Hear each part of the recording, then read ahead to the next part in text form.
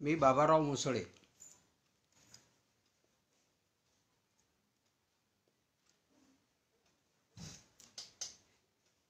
कवी, कथा, कादंबरीकार. मित्रहो, मी माझ्या सारं काही बाबाराव मुसळे या फेसबुक पेजवर रविवारचा व्हिडिओ या सदरात आजचा दुसरा व्हिडिओ घेऊन येत आहे. आजचा विषय आहे भाऊसाहेब. नमस्कार. आवाज ऐकू येतो? हॅलो भाऊसाहेब, आवाज ऐकू येतो भाऊसाहेब? थोडासा लिहून कॉमेंट करा. आवाज ऐकू येतो का भाऊसाहेब? हॅलो. तर आजचा विषय आहे कथा, स्वरूप आणि लेखन. बरोबर 3 वाजता आपण सुरुवात करतो आहोत आणि हा विषय 3:30ला संपवणार आहोत. म्हणजे अर्ध्या तासाचा हा व्हिडिओ असेल. भाऊसाहेब, आवाज येतो का माझा? Hello hello. 2 थम्स आले होते. याचा अर्थ दिसते, पण आवाज ऐकू येतो की नाही हे मात्र मला कोणीतरी सांगायला पाहिजे. मित्रांनो, माझा आवाज ऐकू येतो का भाऊसाहेब?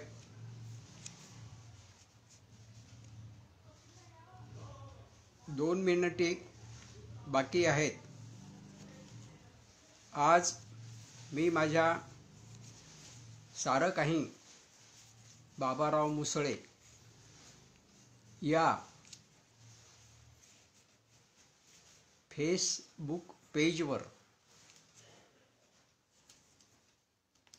कथा, स्वरूप आणि लेखन हा रविवारचा व्हिडिओ नंबर 2 घेऊन येत आहेत. 7 जण सध्या लाईव्ह आहेत. आनंद आहे. आपली संख्या वाढत राहील, त्यामुळे माझा उत्साह सुद्धा वाढीला लागेल.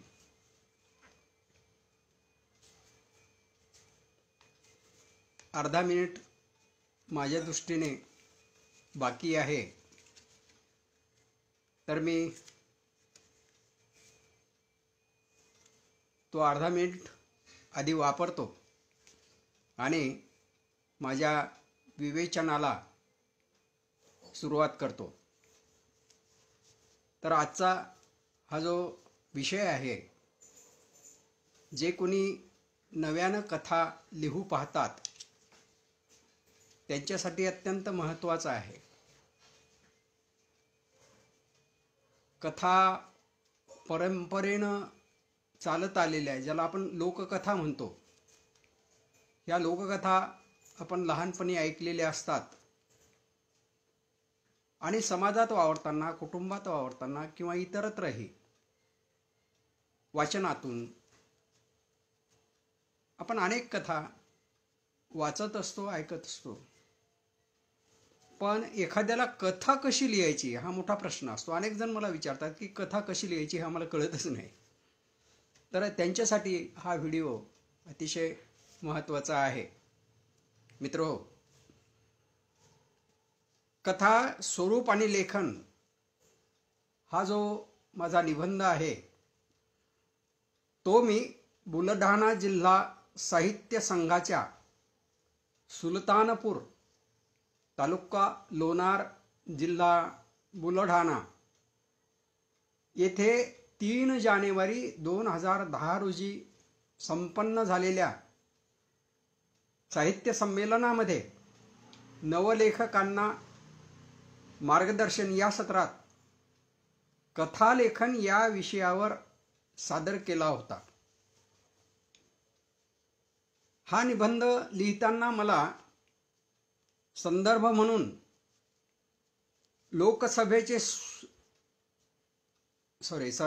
लोककथेचे स्वरूप डॉक्टर प्रकाश मेदगकर, युगवाणी जाफेमा 2008, साहित्य प्रकारांचे अध्ययन कथा सुधा जोशी, अनुष्टुभ मार्च एप्रिल 1991, मराठी साहित्याची रूपरेषा वि. दांडेकर, द्वितीय आवृत्ती 14 जून 1991, श्रीराम विजय प्रकाशन बडोदे या लेखांचा आणि ग्रंथाचा उपयोग मी या ठिकाणी केलेला आहे. कथालेखक म्हणून माझा थोडक्यात परिचय देतो. साधारणतः 1969 मध्ये माझी पहिली कथा नाशिकच्या साप्ताहिक आपणमध्ये प्रकाशित झाली आणि तेव्हापासून जवळपास 1997 पर्यंत मी सातत्याने कथालेखन करीत आलो. पुढे कादंबरी लेखनाकडे वळलो आणि मग हळूहळू कथा माझ्या हातातून निसटू लागली. तर त्या काळात लिहिलेल्या ज्या काही साधारणतः 250-300 कथा असतील त्यातील निवडक कथांचे 3 कथासंग्रह माझे प्रकाशित झालेले आहेत. पहिला संग्रह आहे, मी पुस्तकाचं मुखपृष्ठ दाखवतो, मोहरलेला चंद्र. हे मेहता पब्लिशिंग हाऊसने 1992 मध्ये प्रकाशित केलं होतं. त्याच्यानंतर दुसरा कथासंग्रह मेहतांनीच काढलेला 1994 मध्ये, तो झिंगू लुखू लुखू. आणि तिसरा कथासंग्रह नगरभोजन जनशक्ती वाचक चळवळ औरंगाबाद यांनी 2009 मध्ये काढलेला. असे 3 कथासंग्रह आणि त्यावर समीक्षेचे 2 पुस्तकं आलेले आहेत. माझ्यावर PhD करणाऱ्या मंडळींनी काढलेले आहे. ते डॉक्टर प्रमोद गारोडे यांनी PhD केली नाही माझ्यावर, पण त्यांनी या ग्रंथाचं संपादन केलेलं आहे, बाबाराव मुसळेंचे कथा विश्व.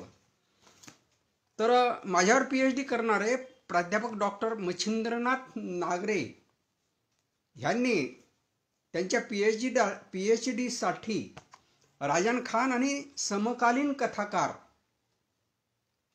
याच्यामध्ये विदर्भातून माझा समावेश केला होता आणि त्या संबंधीचा हा ग्रंथ त्यांनी सिद्ध केलेला आहे.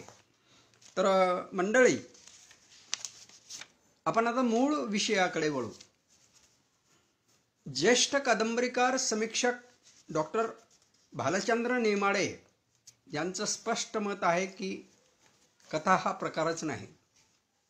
आता ते ज्येष्ठ आहेत, त्यांचा आदर राखून मला असं म्हणायचं आहे की ते जरी म्हणत असतील की कथा हा प्रकार अस्तित्वातच नाही, तरी पण मी कथालेखनातून कादंबरी लेखन असा करणारा कथाकार आणि कादंबरीकार आहे. त्यामुळे मला कथा हा प्रकार नाकारण्याचे काहीही कारण नाही. तर तर ही जी कथा आहे, या कथेची पूर्व परंपरा काय आहे याबद्दल आपण आधी पाहू. कथेचं जे मूळ असते ते लोककथेमध्ये असते.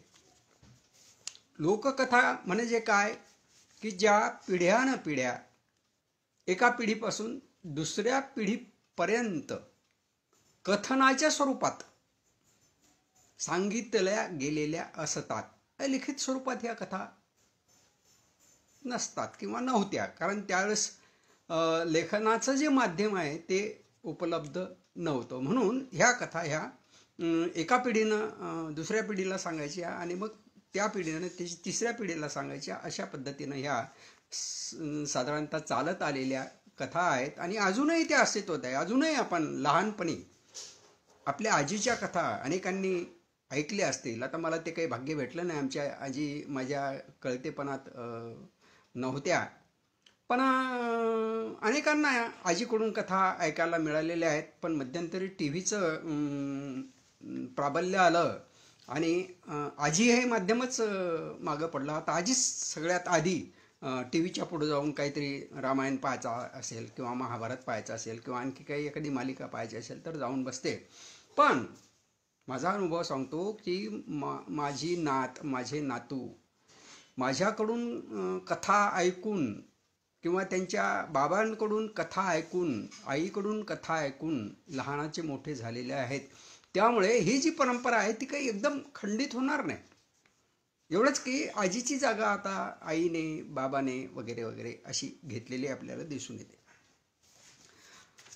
ही लोककथा कशी निर्माण झाली आणि तिचा प्रसार कसा झाला याबद्दल काही भाषा तज्ज्ञांचे मतं आपण विचारात घ्यायला हरकत नाही. साधारणतः ते दोन प्रकाराचे सांगतात. पहिला प्रकार असा की मानव जेव्हा समूहाने राहू लागला आणि मग तो शिकार करू लागला, अनेकांच्या सोबत शिकार किंवा एकट्यानं शिकार असं जेव्हा करू लागला, तेव्हा एकट्यानं जर शिकार केलेली असेल तर त्या शिकारीचा जो रोमांचक अनुभव आहे तो आपल्या बाकीच्या साथीदारांना त्यावेळेस कथन करत असे. तर अशा पद्धतीनं ही जी पद्धती होती त्यावेळेसची तिला लोककथा असं स्वरूप, कारण त्यानं त्याला सांगितलं आणि त्याने इतरांना सांगितलं आणि इतरांनी आणखी इतरांना सांगितलं. अशा पद्धतीनं ते लोककथेचं स्वरूप पहिलं आपल्याला पाहायला मिळते. म्हणजे शिकार कथा ह्या लोककथेच्या मूळ स्वरूपात आल्या. दुसरा प्रकार असा सांगितला जातो की त्या काळात जे यज्ञ याग वगैरे होत असत त्यावेळेस पुरोहितांकडून तिथे उपस्थित असणाऱ्या मंडळींना ज्या कथा सांगितल्या जात असत त्याही कथा परंपरेनं पुढे एका पिढीपासून दुसऱ्या पिढीकडे चालत आल्या आणि म्हणून लोककथेचं एक निर्मितीचं केंद्र म्हणून आपण यज्ञ याग यांच्याकडे पाहायला हरकत नाही असं तज्ज्ञ म्हणत असतात. ही जी लोककथा असते तिच्या मागे माणसाची एक विशिष्ट अशी प्रवृत्ती असते की त्या प्रवृत्तीनुसार कथा सांगणे आणि कथा ऐकणे हा माणसाचा स्वभाव बनतो. आणि मग याला प्रमाण किंवा त्याला मुद्रित स्वरूप कसं आलं किंवा शाब्दिक स्वरूपात ह्या कथा कशा आल्या, लोककथा कशा आल्या, तर आता त्यांना ज्या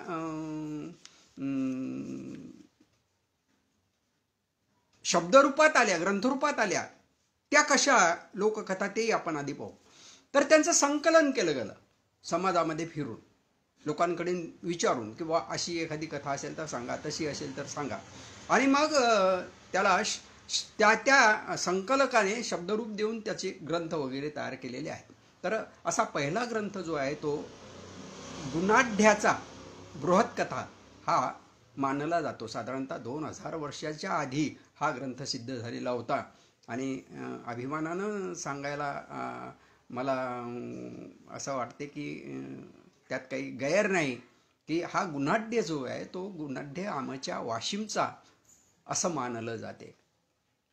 तर अलीकडे मराठी भाषेला अभिजात भाषेचा दर्जा द्यावा असा जो आग्रह आपल्या मंडळीकडून होत असतो, त्याची जी समिती तयार केली होती रंगनाथ पठारे समिती, त्या समितीने केंद्र सरकारला जो अहवाल दिला त्या अहवालामध्ये गुणाढ्याच्या या बृहत कथा ग्रंथातील अनेक उदाहरणं दिली गेलेली आहेत आणि अपेक्षा करूया आपण की केंद्र सरकार ते मान्य करेल आणि मग मराठी भाषेला अभिजात भाषेचा दर्जा प्राप्त होईल.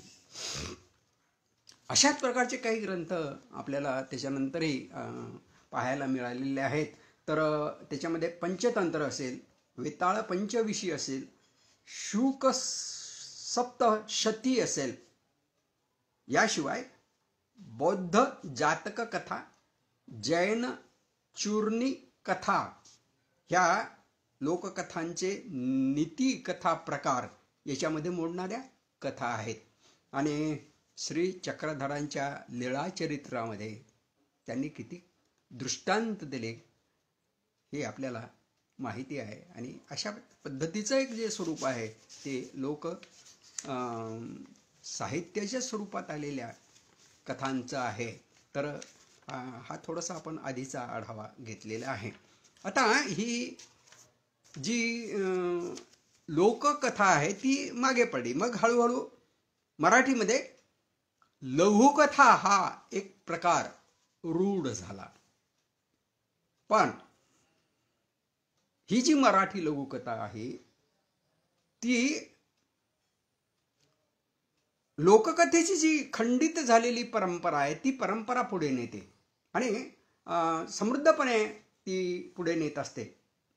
मात्र मराठी लघुकथा ही काही मूळ आपल्याकडची नाही. ती आपल्या मराठी वाङ्मयामध्ये इंग्रजी वाङ्मयातून आलेली आहे.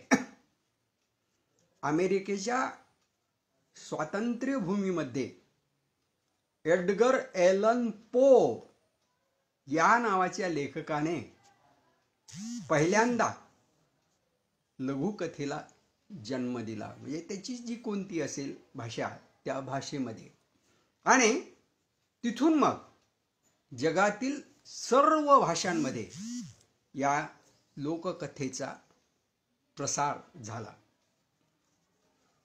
पण हा काळ होता 19व्या शतकाचा.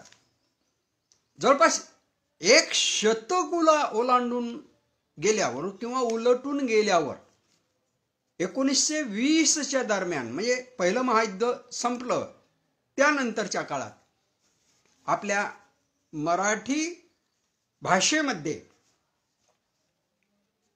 वाङ्मयामध्ये ही लघुकथा अवतीर्ण झाली. म्हणजे किती उशीर लागला आपल्यापर्यंत ही लघुकथा यायला. तर हरिभाऊ आपट्यांनी पहिली कथा लिहिली असं आपण मानत असलो तरीही हरिभाऊंच्या करमणुकीतील ज्या स्फुट कथा होत्या किंवा स्फुट गोष्टी होत्या त्यांना, किंवा मनोरंजन मासिकातील गुर्जरांच्या गोष्टींना लघुकथा मात्र म्हटलं जात नव्हतं.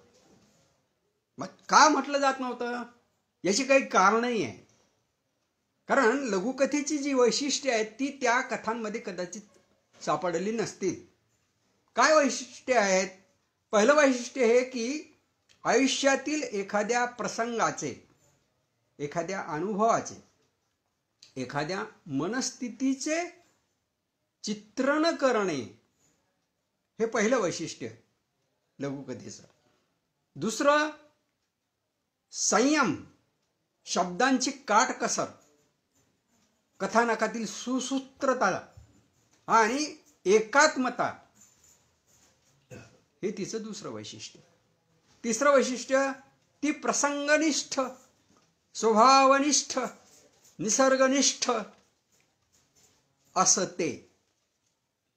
चौथं अशा पद्धतीची लघुकथा लिहिण्याचं श्रेय मराठी वाङ्मयामध्ये फडके, खांडेकर, चोरघडे, कुसुमावती, देशपांडे यांना दिलं जाते. मराठी नवलघुकथा हा सुद्धा एक मनोविश्लेषणात्मक प्रकार पुढे उदयाला आला आणि त्यात गंगाधर गाडगीळ, अरविंद गोखले, पुबा भावे, व्यंकटेश माळगुळ हे तिचे जनक ठरले. स्वातंत्र्य प्राप्त झाला आणि त्यानंतर जो आपल्याला दलित साहित्याचा प्रवाह जोमानं पुढे आलेला दिसतो, त्याच्यातून दलित कथा आली, ग्रामीण कथा आली, आदिवासी कथा आली, स्त्री कथा आली, जनसाहित्य वाचक कथा. अशा प्रकारे कथा ही वेगवेगळे रूप घेत अवतीर्ण झालेली आहे. हा झाला सर्वसाधारणपणे लघुकथेच्या इतिहासाचा आढावा. आता आपल्याला कथालेखनाची जी अंगे आहेत तिचा विचार करायचा आहे. ही जी अंग आहेत ती प्रामुख्यानं 5 अंग दर्शवलेली असतात. पहिलं कथानक, दुसरं पात्र, तिसरं वातावरण, चौथं निवेदन आणि संवाद आणि 5वं भाषा. या सर्व 5 घटकांच्या एकजिनसीपणापासून कथा जन्माला येत असते. हे जे नव्याने लिहून पाहणारे कथा लेखक आहेत त्यांनी आवर्जून लक्षात घ्यायला पाहिजेत. तर कथालेखनासाठी उच्च विद्या विभूषित असलेच पाहिजे ही अट नाही. त्याला आपल्याकडे फार चांगलं उदाहरण आहे अण्णाभाऊ साठेंचं. अण्णाभाऊ साठेंनी शाळेचं कधीही तोंड पाहिलं नव्हतं तरीसुद्धा ते दर्जेदार कथा लिहून दिले. कथेचा पहिला घटक कथानक. कथानकातील घटना ह्या बाह्य स्वरूपाच्या किंवा मानसिक पातळीवरच्या असू शकतात. ह्या ज्या घटना असतात त्यांच्या मागील कार्यकारण भाव आणि त्यांचा कालानुक्रम यांची एकजीव गुंफण म्हणजे कथा. कथानके आपल्या अवतीभोवतीच घडत असतात. त्यासाठी आपले डोळे आणि कान सदैव उघडे असायला पाहिजेत. मानसिक, सामाजिक, कौटुंबिक किंवा कोणत्याही अनुभवावर कथा लिहिताना पुढे काय अशी उत्कंठा कथानकामध्ये असली पाहिजे. तिने वाचकाला खिळवून ठेवले पाहिजेत. कथानक निवडताना तिला पूरक असे अनुभव विचारात घेऊन त्यांची सुसूत्र अशी मांडणी केली पाहिजे. तर कथानक हे प्रभावी ठरू शकते. दुसरं आहे पात्रे. पात्र म्हणजे भांड. भांडी ही आकाराने लहान मोठी असतात. चमचा असेल किंवा मग मोठी एखादी डेग असेल. चमच्यात पाणी किती बसेल एवढंच. डेगत पाणी किती बसेल खूप. म्हणजे आपल्या क्षमतेनुसार त्यांची धारणा असते. माणसाचंही स्वरूप तसंच आहे. मात्र माणसं सुद्धा आपल्या अवतीभोवतीची माणसं सुद्धा पात्रच असतात आणि त्यांच्या ज्या काही भावभावना असतात, त्यांची जी विचारसरणी असते, त्यांचे जे आचरण असते, हे सगळं त्यांच्या कुवतीनुसार क्षमतेनुसार ठरत असते.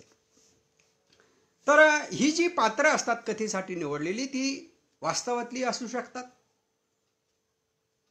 वास्तवाधारित काल्पनिक असू शकतात किंवा पूर्णतः काल्पनिक असू शकतात. पण ती कशी असली तरी समाजातील एका प्रातिनिधिक, प्रतिकात्मक किंवा प्रतिमा सदृश्य अशा माणसाच्या एकूण वृत्तीशी ती सुसंगत असली पाहिजेत. याशिवाय ती स्वतंत्र सुद्धा असू शकतात. पात्रापात्रामधील परस्पर संबंध हा कथानकाला वेग देत असतो आणि ती कथा अधिक समृद्ध करत जातो. तिसरं आहे वातावरण. कथा ज्या परिसरात घडते त्याला वातावरण म्हणतात. यात डोंगर असतील, नद्या असेल, समुद्र असेल, रस्ते असतील, गावं असतील, पशु पक्षी असतील, झाडे असतील, विहिरी असतील, काय काय जे असेल ते सभोवतालचं जे आहे ते सगळं वातावरण असते. एखादी कथा कुठे घडते आणि त्यानुसार मग बाकीचे जे घटक आहेत ते तसे आपल्याला वापरता आले पाहिजे. नाही तर मग काय फसगत होते. समजा की पुण्याच्या सदाशिव पेठेतील माणसावर कथा लिहायची आणि त्याच्यासाठी आपण ग्रामीण बोली वापरू किंवा वातावरण विदर्भातलं वापरू, नाही चालणार. मानव प्राण्याशिवाय जे काही अचेतन आहे कथेच्या संदर्भात ते अचेतन नसते, ते सारच्या सार चेतन असते. दगड असेल, बीट असेल, माती असेल, जे काय असेल. मानव जसा लहरी असतो तसाच हे सर्व घटक सुद्धा लहरी असतात. हे लक्षात घेऊनच आपण वातावरण निर्मिती केली पाहिजे. त्याच्यानंतरचा घटक आहे निवेदन आणि संवाद.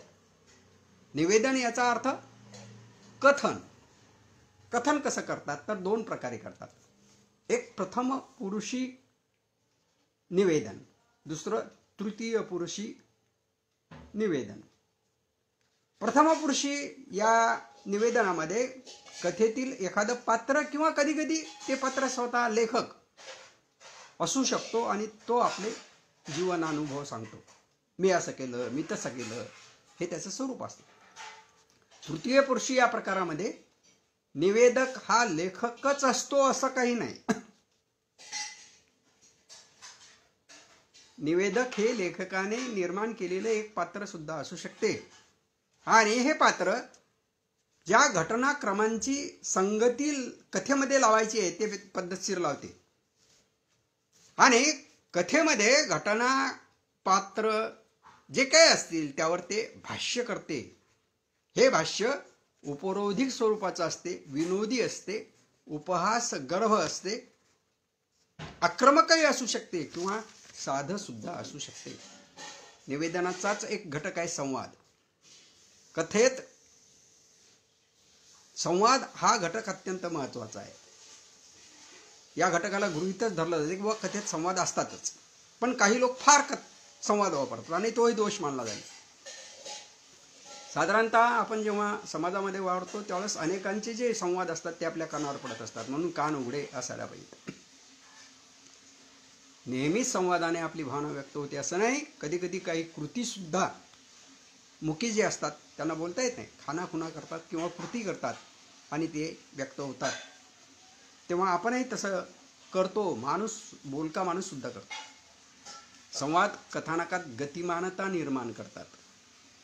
संवाद लेखन आवश्यक तेवढेच असायला पाहिजेत. अतिसंवाद हा दोष असतो. कथा प्रकारानुसार संवादामध्ये संवाद कसे ठेवायचे हे आपण ठरवलं पाहिजे. कथा रंजक असेल तर संवाद रोचक असायला पाहिजे. कथा उद्बोधक असेल तर संवाद हे तात्विक असायला पाहिजे. संवादामधून पात्रांची मानसिकता, भावभावना योग्य प्रकारे व्यक्त करता आल्या पाहिजेत. आणि यासाठी मी म्हणतो की लेखकाचे डोळे आणि त्याचे कान हे सदैव उघडे असले पाहिजेत. भोवतालची माणसं वाचा, जास्तीत जास्त माणसं वाचा. तुम्ही ग्रंथ नाही वाचले एक वेळ तरी सुद्धा चालेल. कारण ग्रंथामधून जी माणसं आपण पाहतो ती आपल्याला आपल्या भोवतीच वावरताना दिसत असतात. ती आपल्या घरात असतात, आपल्या शेजारी पाजारी असतात, आपल्या गावात असतात, आपल्या ऑफिसमध्ये असतात, आपल्या शहरामध्ये असतात. ही माणसं लक्षात घ्या. या माणसांचे जे स्वभाव वैशिष्ट्य असतात ते संग्रहित करा आपल्या अंतर्मनामध्ये आणि जेव्हा कधी तुम्हाला कथा लिहायची असेल तेव्हा ते तुमच्या उपयोगी पडू शकतात. म्हणजे मी असं म्हणतो की माझ्या मनामध्ये आज रोजी इतके पात्र सामावलेले आहेत की त्या सगळ्या पात्रांना आतापर्यंत मी न्याय देऊ शकलो नाही. माझ्या 10 कादंबऱ्या किंवा 350 कथा जरी झाल्या असतील तरी सुद्धा अनेक पात्र असे आहेत की ते मला अजूनही आग्रह करतात की सर अहो आम्हाला घ्या ना प्लीज. ही पात्र दीर्घ असतात असं नाही, म्हणजे नायक किंवा नायिका ही मोठी पात्र असतात. काही पात्र छोटी सुद्धा असतात. क्षणभरासाठीच ती त्या कथानकामध्ये येतात पण आपली छाप टाकून जातात. असे सिनेमामध्ये आपण पाहतो की एखादं छोटं पात्र असते पण त्या कथानकामध्ये ती इतकी छाप टाकून जाते की ते पात्र करणारा जो कलाकार असतो तो आपल्याला भावतो. अशा पद्धतीने कथानकामध्ये सुद्धा मी तर म्हणतो की कोणतंही पात्र हे गौण आणि कोणतंही मुख्य नसते. त्याला त्याच्या परीने त्याची जी कामगिरी करायची असते कथानकापुरती ती त्याने समृद्धपणे केली पाहिजेत. एवढीच त्याच्याकडून आपण अपेक्षा केली पाहिजे. मित्र, शेवटचा घटक आहे भाषा, जो अत्यंत महत्वाचा. तर ही भाषा येते कुठून, कशी येते? माझी भाषा कोणती आहे? मी कथा लिहितो, कादंबरी लिहितो. मी ज्या परिसरातून आलो, ज्या परिप्रेक्ष्यातून मी आलो, ग्रामीण, माझा जन्म ग्रामीण परिसरातला, लहानाचा मोठा झालो ग्रामीण परिसरात. सुदैवानं माझी नोकरी सुद्धा मी ग्रामीण परिसरातच केली. रिटायर्ड झाल्यानंतर मी वाशिमला राहतो. वाशिम हे काही फार मोठं शहर नाही, महानगर तर नाहीच नाही. आणि म्हणून मी अजूनही माझी नाळ ग्रामीण भागातल्या जनतेशी जोडून आहे. म्हणून मला ही ग्रामीण माणसं माझ्या भोवती वावरताना दिसतात आणि त्यांची जी काही रंग, रूप, विकार वगैरे वगैरे, राग, लोभ, दोष, ते सगळे मला पाहायला मिळतात. काळ जरी बदलत असेल, माणसं जरी बदलत असतील, तरी त्यांच्या नोंदी लेखकाने समृद्धपणे घेतल्या पाहिजे आणि भाषेच्या, बोलीच्या रूपात तुमच्या कथामध्ये, कादंबरीमध्ये त्या मांडता आल्या पाहिजे. तर अशी लेखकाची जी भाषा असते ती त्याच्या परिप्रेक्ष्यातून आलेली असते.